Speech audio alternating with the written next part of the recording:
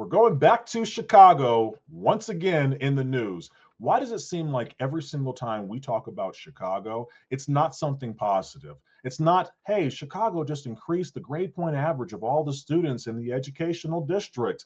Hey, Chicago just got X amount of homeless people off the streets. Did you hear about the new innovation coming out of Chicago this year? We don't hear anything about that.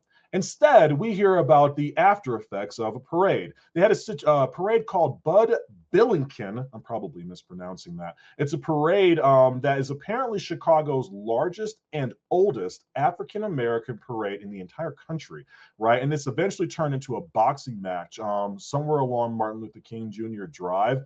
I don't know a whole lot about the situation. That's not why it caught my eye, and that's probably the worst part about it. I want you to take a look over here at why this caught my eye. Hit the like button if you do not mind. And I have to ask a question.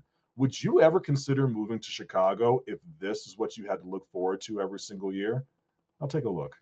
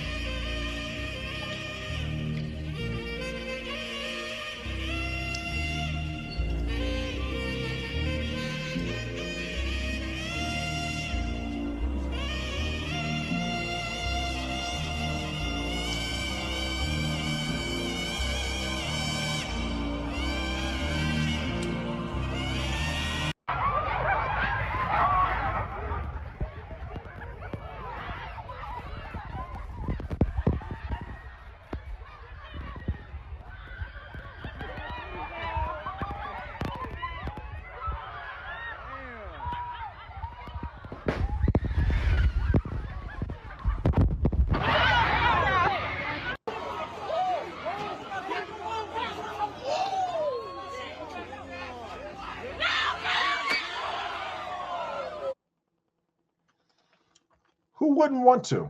Honestly, who wouldn't want to?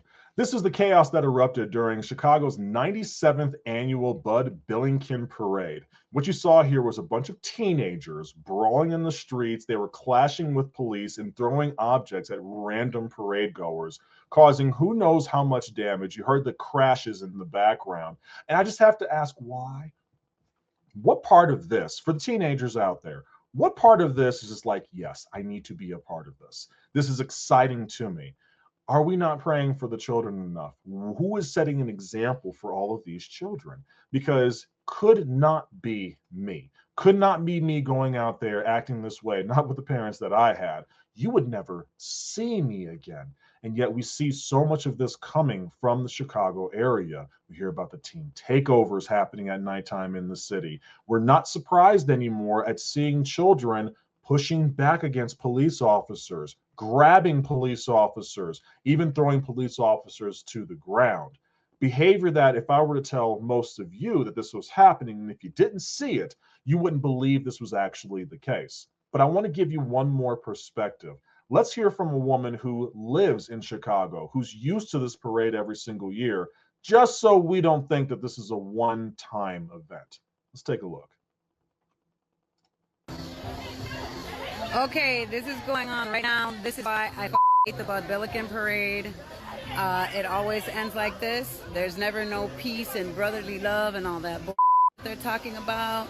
This is for the start of the school season, and we're all loving each other, brothers and sisters. I've been in the house all day, minding my own fucking business.